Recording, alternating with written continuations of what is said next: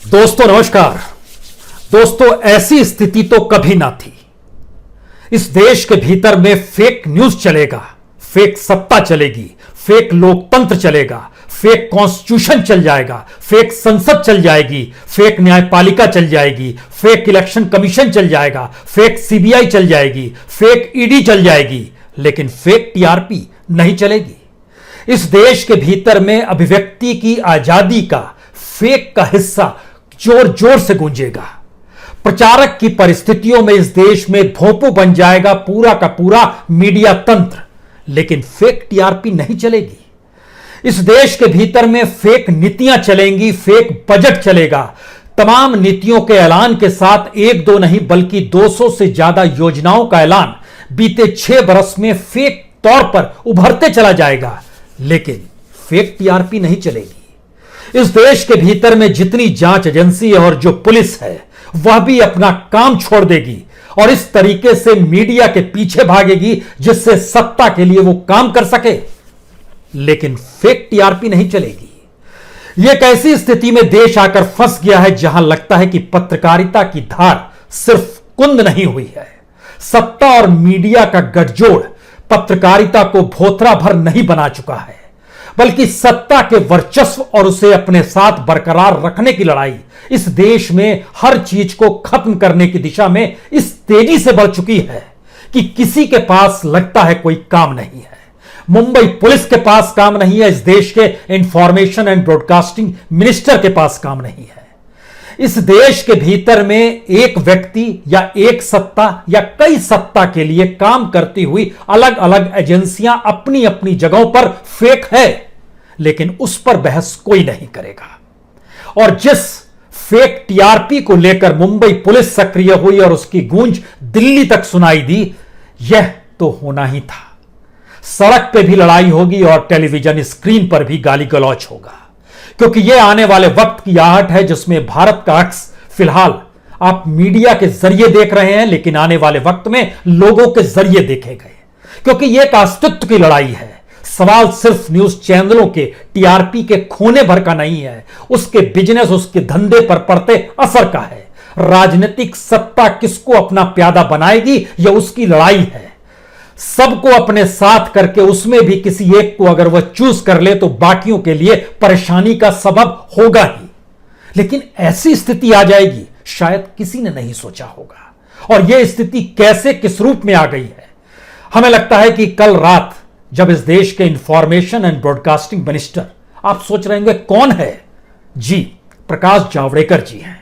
उन्होंने एक ट्वीट किया और ट्वीट उनका देखिए, उसके बाद हम इस लोकतंत्र को समझ लें, संविधान को समझ लें, इस राजनीतिक सत्ता को समझ लें, मीडिया को समझ लें और शायद जो घरों में अलग अलग जगहों पर मीटर लगा रहता है उसकी उस समझ को भी समझ लेंगे कि उसमें किस तरीके से कब कब सेंध लगाई गई है और क्या क्या इस देश के भीतर में हुआ है। उनका ट्वीट कहता है, कल रात 9:49 पे उन्होंने ट्वीट किया। उसमें लिखा, free press is a defining feature of our democracy and a cherished ideal of the constitution. Trampling on media freedom will not be tolerated by people of India. Targeting of the media by Congress and its allies is against all principle of democracy and is unacceptable। कल्पना कर रहे हैं, यह इस देश के information and broadcasting minister का tweet है। जिस समय सत्ता ने इस देश में एक न्यूज चैनल में ब्लैकआउट करने की स्थिति लाकर पैदा कर दी थी और उस वक्त इस देश की राजनीतिक सत्ता में सर्वोपरि बैठे शख्स का जो झूठ था या जो सच था, जब उसे लाया गया तो उसके बाद 3 कैबिनेट मिनिस्टर और 1 राज्य के मुख्यमंत्री ने इसी तरीके से ट्वीट कर कर कहा था हम सही हैं। लेकिन उस सही की भी जब पड़ताल की गई थी कि वह भी झूठ निकला तो भी हिम्मत नहीं थी, यानी सत्ता सच को बर्दाश्त नहीं कर सकती है। वह अपने तरीके से सियासी ताना बाना ही बुनती है। महाराष्ट्र में सरकार शिवसेना की है। शिवसेना को मीडिया पे कभी भरोसा नहीं रहा है और यह कोई कहने भर की बात नहीं है उसने किस तरीके से मीडिया हाउसेस को किस रूप में हमले किए हैं, जब जब उसके खिलाफ कुछ गया है, यह भी किसी से कहने की बात नहीं है। इस दौर में बीते 6 बरस में मीडिया का क्या हाल दिल्ली में बैठी सत्ता ने कर दिया, यह भी किसी से छुपा हुआ नहीं है। राजनीतिक सत्ता मीडिया से कैसे खिलवाड़ करती है, यह भी किसी से छुपा हुआ नहीं है। लेकिन इन सब के बीच यह भी हर कोई जानता है कि कितनी सेलेक्टिव होकर अपने लिए मीडिया को खड़ा करने की स्थिति में इस देश की दिल्ली की राजनीतिक सत्ता आ गई, जिसने लाइसेंस भी अपनों को दिया। जिस समय रिपब्लिक टीवी को लाइसेंस दिया गया था, उस समय कई लोग चाहते थे कि उन्हें भी लाइसेंस मिल जाए, उन्हें नहीं मिला। रिपब्लिक टीवी को मिला, लेकिन सवाल है इससे क्या फर्क पड़ता है। जिस वक्त देश में इमरजेंसी लगी थी, तब इंडिया टुडे मैगजीन निकलनी शुरू हुई थी और उसके न्यूज रूम में एक कार्टून लगा हुआ था। उस कार्टून में राष्ट्रपति बाथिंग टब में नहा रहे हैं और एक पर्दा हटा के एक शख्स कागज बढ़ा रहा है। वो कागज इस देश में इमरजेंसी लागू करने का था, उसको अपने न्यूज रूम में लगाकर इंडिया टुडे की शुरुआत हुई थी। लेकिन इंडिया टुडे धीरे धीरे कैसे डायल्यूट हुआ, यह भी छुपा हुआ नहीं है। हर कोई तो एक ही राग में था, हर कोई तो अपने तरीके से इस देश की जनता की तरफ देखना बंद कर चुका था। अभिव्यक्ति की आजादी क्या होती है, अगर इन तमाम इंस्टीट्यूशंस को मान भी लें, तो भी कल ही सुप्रीम कोर्ट ने तबलीगी समाज को लेकर क्या कहा कि अभिव्यक्ति की आजादी का बेजा इस्तेमाल जिस तरीके से मीडिया ने किया है, वह बर्दाश्त करने लायक नहीं है। क्या इस खबर को किसी ने दिखाने की सोची? क्योंकि इन्हीं मीडिया हाउसेस ने जिस तरीके से इस देश में तबलीगी समाज को बदनाम किया, वह भी किसी से छुपा हुआ नहीं है। और सुप्रीम कोर्ट को कहना पड़ा कि अभिव्यक्ति की आजादी का मतलब यह कतई नहीं होता है।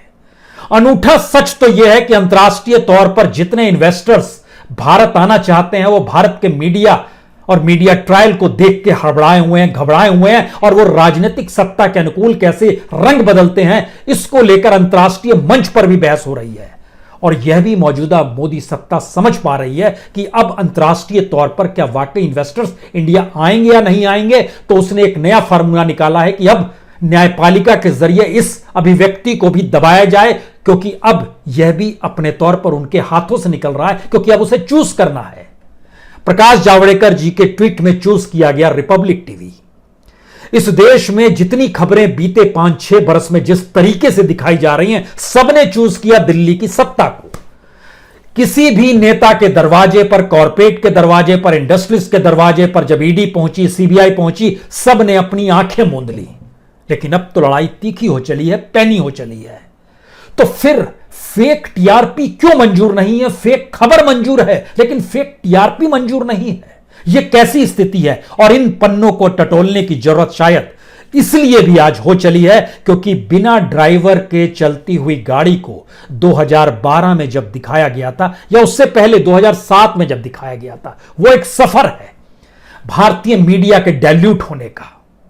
और वो जो स्ट्रक्चर बन रहा था, वही अब सुपर स्ट्रक्चर के तौर पर हमारे सामने है मौजूदा वक्त में, जिसमें स्क्रीन पर लड़ाई होगी, नाम लिए जाएंगे, और उसमें जिस इंस्टीट्यूशन की साख नहीं है, उन्हें हथियार बनाया जाएगा।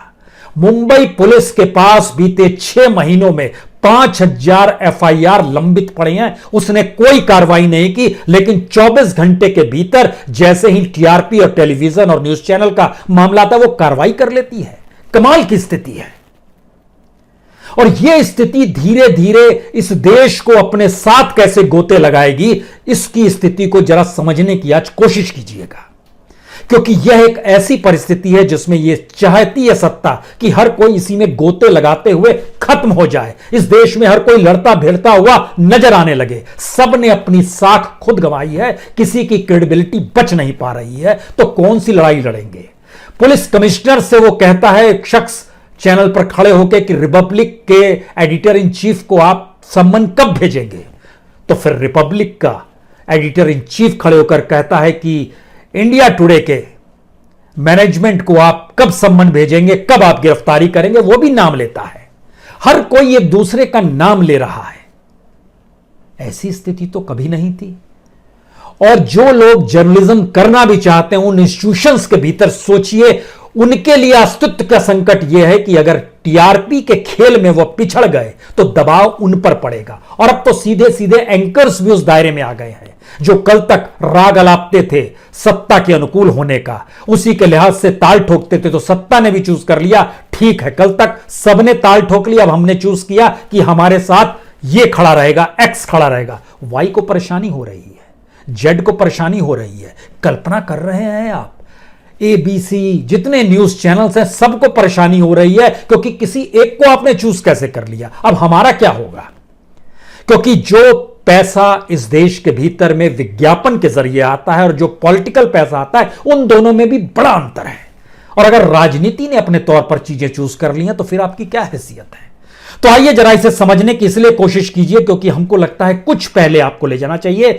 2007 में इस देश के एक न्यूज चैनल ने स्वर्ग से सीढ़ी दिखाई थी।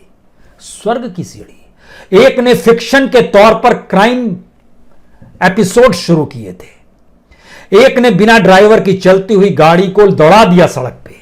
उस समय के एक राष्ट्रीय न्यूज चैनल ने कोशिश की कि माइनॉरिटीज के जो परेशानी है, अल्पसंख्यक समुदाय को, उसको लेकर आए।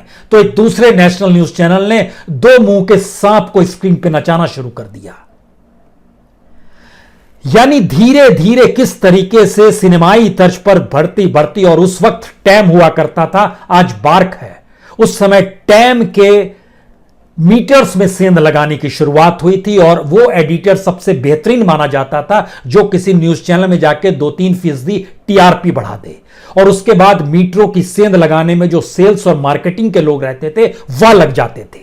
और ये टैम के दौर में भी हुआ। टैम का रिफॉर्म होते हुए जब बार्क तक स्थिति पहुंची तो वहां भी यही हो गया। लेकिन इससे फर्क क्या पड़ता है जनता को?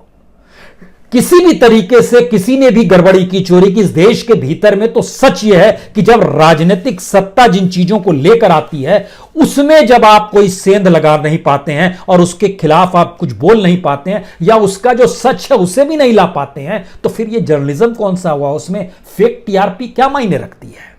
क्योंकि 2014 से लेकर 2019 तक 164 योजनाओं का सरकार ने ऐलान किया। क्या किसी योजना की पड़ताल किसी न्यूज चैनल ने की? उसने बताने की कोशिश की कि मुद्रा योजना के तहत जो फर्जी आंकड़े 70 लाख रोजगार हर बरस मिल रहा है, यह आंकड़े को आपने जांच करने की कोशिश की? स्टार्टअप से लगभग 2 करोड़ युवाओं को लाभ हर बरस हो रहा है, क्या किसी ने जांच करने की कोशिश की? स्किल इंडिया से 1.5 करोड़ लोगों को लाभ हर बरस हो रहा है, क्या किसी ने जांच करने की कोशिश की? जो भी इंटरव्यू लिए गए, इस देश के कैबिनेट मिनिस्टर्स बैठते थे, कोई भी फर्जी आंकड़ा वो लोग बोलते थे, किसी ने काउंटर नहीं किया। किसी ने आंकड़े लेकर यह काउंटर करने की स्थिति पैदा नहीं की कि आप जो बोल रहे हैं उसका जमीन पे तो असर दिखाई नहीं दे रहा है। ग्राउंड वर्क जीरो था, सिर्फ एक संवाद करना था। अन्यथा सरकार से सवाल पूछते तो सरकार कहती थी आज से आपके न्यूज चैनल में नहीं आएंगे। हाथरस को लेकर भी इस वक्त स्थिति यह भी बनी कि जब न्यूज चैनल ने उसके खिलाफ दिखाना शुरू किया तो बीजेपी ने कहा और सत्ता ने कहा हम अपना गेस्ट आपके यहां नहीं भेजेंगे। 48 घंटे गेस्ट नहीं भेजा तो हाथ पांव फूलने लगे। क्यों फूलने लगे? आप खिलाफ खड़े हो जाते, आप जनता के बीच जाते, जनता को गेस्ट बना लेते, लेकिन यह ताकत नहीं है न्यूज चैनलों में, वो कोई भी न्यूज चैनल हो। और अगर यह ताकत नहीं है कि आप जनता से जुड़ पाए तो फिर जनता आपके साथ क्यों खड़ी होगी और आपकी लड़ाई आप ही को खत्म कर देगी। यह स्थिति आ गई है क्योंकि क्रेडिबिलिटी आपकी जनता के बीच नहीं है। सरकार ने तय कर लिया है कि किसके साथ खड़े होना है, किसके साथ नहीं खड़ा होना है, और खड़े भी होना है तो उसको एक पॉलिटिकल रंग के साथ खड़े होना है। तो आप क्या करेंगे? आप कुछ नहीं कर सकते हैं। और इस दौर में जो भी चीजें अपने तौर पर क्रिएट की गई, चाहे वो सर्जिकल स्ट्राइक का जिक्र हो, चाहे वो नोटबंदी का जिक्र हो, चाहे जीएसटी का जिक्र हो, चाहे एनपीए का जिक्र हो, जब कुछ भी नहीं है और उसको जांचने परखने की स्थिति में जब न्यूज चैनल नहीं है तो फिर उनके सरोकार क्या हुए? इतना ही नहीं, आप ध्यान दीजिए तो मीडिया 3 वजहों से इस दौर में उभर कर आया। मीडिया ने मान लिया कि वो उसका काम सिर्फ बिजनेस करना है। एडिटर मैनेजर के तौर पर रहेगा जो धंधा करेगा, जो कि अपने तौर पर उसकी क्रेडिबिलिटी सत्ता के साथ टिके रहने की होनी चाहिए, सत्ता के साथ उसका जुड़ाव होना चाहिए। उसको कोई मतलब नहीं है कि एडिटोरियल लाइन क्या हो, उसको भी सत्ता से जुड़े रहना ही एडिटोरियल लाइन होगी। यह कमाल की स्थिति है जो न्यूज चैनलों के भीतर आ गई। बिजनेस का मुनाफा सत्ता ने इसी दौर में अपने हाथ में ले लिया और कहा आप बिजनेस करने आए हैं तो बिजनेस से जो मुनाफा होगा वो हम तय करेंगे। अगर आप हमारे खिलाफ जाएंगे तो एडवर्टाइजर्स के दरवाजे पर हम पहुंच जाएंगे, बोलेंगे इनको ऐड देना बंद करो। जो आपको सरकारी ऐड मिलता है वह भी हम बंद कर देंगे, और जो आपको प्रचार का ऐड जो सेंट्रल गवर्नमेंट और स्टेट गवर्नमेंट से मिलता है वह भी बंद कर देंगे। क्योंकि आपका जो एडवर्टाइजमेंट का जो पूरा डाटा है वो तो 2 से 2,500 करोड़ के बीच में घूमता है, लेकिन इस देश के भीतर में सेंट्रल गवर्नमेंट और स्टेट गवर्नमेंट के हर बरस के जो बजट का हिस्सा देखिएगा वो लगभग 25 से 30 हजार करोड़ का बजट रहता है प्रचार का, जो कि अलग अलग तरीके से अलग अलग जगह बंटते चला जाता है। फेक योजनाओं के ऊपर ज्यादा प्रचार किया जाता है। जैसे इस देश के भीतर में गंगा साफ हो गई, जितना खर्च गंगा की सफाई पर नहीं हुआ उससे ज्यादा उसके प्रचार पर हो गया। अब आप क्या करेंगे? स्वच्छता को लेकर यही हालत हो गई, लेकिन जांचेगा परखेगा कौन, बताएगा कौन? क्योंकि यहां तो एड से चीजें चलनी है, क्योंकि बिजनेस है। बिजनेस मॉडल, बिजनेस के जरिए मीडिया में अगर आ गया तो उस वहां पर जर्नलिज्म खत्म हो गया, और हम लड़ाई लड़ेंगे कि फेक टीआरपी क्या है। फेक खबर दिन भर चल रही है, लगातार ड्रामा हो रहा है, तमाशा हो रहा है, सर्कस हो रहा है, लेकिन खामोशी बरतेंगे और फेक लड़ाई में झटके में पुलिस शामिल हो जाएगी, इंस्टीट्यूशन शामिल हो जाएंगे, अपने तरीके से गवर्नमेंट भी शामिल हो जाएगी, मंत्री भी शामिल हो जाएगा, और सब चिल्लमपो इसी बात को लेकर करेंगे। और ये लड़ाई है, ये तो कमाल की स्थिति है। जनता से इसका कोई जुड़ाव नहीं है, जनता से आपके कोई सरोकार नहीं है, लेकिन जिस टेलीविजन को इसलिए पाल पोस कर बड़ा किया गया कि वह लोगों को बौद्धिक तौर पर न सिर्फ ज्ञान देगा बल्कि कहीं ना कहीं जागरूक करेगा इस बात को लेकर कि इस देश में डेमोक्रेसी रहनी चाहिए, कॉन्स्टिट्यूशन होना चाहिए, कानून का राज होना चाहिए, लेकिन सारी चीजें धीरे धीरे खत्म हो गई, लेकिन किसी ने कोई ध्यान नहीं दिया। अब आप सोचिए कि जब आप इन बातों का जिक्र कर रहे हैं तो किस तरीके से किन किन घटनाओं ने इस देश को अपने तौर पर प्रभावित किया। कोई तमाम योजनाओं के केंद्र में इस देश में हर जगह एक ही चेहरा रहता है, वो उस राज्य का मुख्यमंत्री हो या देश का प्रधानमंत्री हो, सब कोई अपने अपने तौर पर नायक है। इस दौर में यह नायक का दौर बहुत पहले से चला। 1989 याद कीजिए, लालू यादव को कहते थे मंडल के नायक हैं। फिर नीतीश कुमार वहां पर आए, वह सुशासन के नायक हो गए। उत्तर प्रदेश में दलित नायिका के तौर पर मायावती भी आती है, समाजवादी नायक के तौर पर अखिलेश भी आते हैं। इस दौर में विकास के नायक नरेंद्र मोदी हो गए। कमाल की स्थिति, और कुछ भी चीजें नहीं बदली। सबको नायक के तौर पर जो प्रचार प्रसार करेगा वह राजनीतिक सत्ता उसे अपने तौर पर उसके बिजनेस को आगे बढ़ाएगी। यही तो मॉडल है। और अगर यह फेक है तो फिर फेक टीआरपी से आप क्यों घबराते हैं? इसमें क्या डर लगता है? इससे कौन सा भयभीत हो रहे हैं? और यह कैसी लड़ाई लड़ी जा रही है? और यह किस बात की लड़ाई है? जर्नलिज्म क्यों नहीं कर रहे हैं आप? क्योंकि जर्नलिज्म करने में आपको ग्राउंड जीरो पर जाना होगा। जर्नलिज्म करने में आपको इस राजनीतिक सत्ता से सवाल करने होंगे। जर्नलिज्म करने पर आपको सत्ता से टकराव होगा। आप एंटी इंस्टीट्यूशन माने जाएंगे। आप इस देश की जनता के साथ जब खड़े होंगे तब इस देश की सरकार के सामने मुश्किल हालात होंगे। उस मुश्किल हालात को करने के लिए सरकार ब्लैकआउट तक की स्थिति में लाएगी, लेकिन लड़ाई तो लड़नी चाहिए। इससे किसने इनकार किया है? और कोई भी ग्रुप क्यों नहीं लड़ना चाहता है सरकार से, अगर वह फेक खबरों को चैनलों के जरिए सामने जनता के रखती है और हर कोई अपने तौर पर गोएबल्स बनना चाहता है। और गोएबल्स बनने की होड़ कुछ इस तरीके से है, हर कोई कह रहा है हम बेहतर गोएबल्स हैं कि तुम बेहतर गोएबल्स हो। गोएबल्स हिटलर का व्यक्ति था जो प्रचार प्रसार किया करता था और इतने प्रचार प्रसार से डरा देता था कि सामने वाला शख्स गोएबल्स की फिलॉसफी को ही मान लेता था कि यही सच है। यही काम तो मौजूदा वक्त में मीडिया कर रहा है। और पूरे की पूरी परिस्थिति में देखिएगा तो हर स्टेट के जो कैबिनेट मिनिस्टर्स हैं वो नहीं चाहेंगे कि किसी भी तरीके से उसके मुखिया की बदनामी हो, चाहे पॉलिसीज गलत क्यों ना हो, क्योंकि मुखिया अगर हट जाएगा तो फिर उनकी रोजगार भी बंद हो जाएगा, नौकरी चली जाएगी। यही स्थिति इस देश के भीतर में सेंटर की भी हो गई, स्टेट की भी हो गई।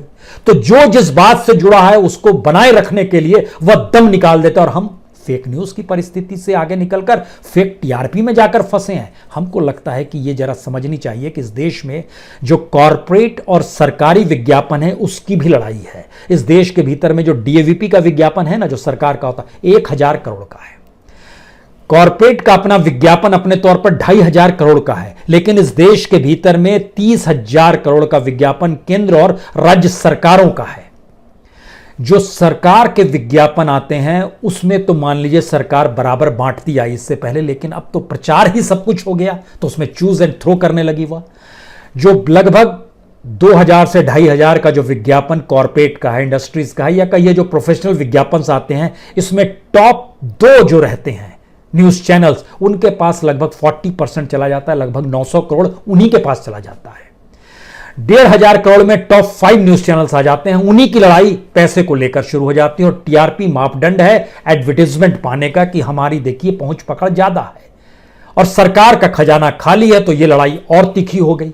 और यह तीखापन होते होते ऐसी स्थिति में आ गई जिसमें पुलिस को भी लगा कि उसको नाकामी छुपाने के लिए वह भी अब इस दिशा में बढ़ जाए, जो चीजें लोकप्रिय हैं, जो चीजें बदनाम है, जो चीजें अपने तौर पर 5 सितारा जीवन जीती है और इस समाज को चकाचौंध में प्रभावित करती है, उसी के भीतर घुस जाया जाए।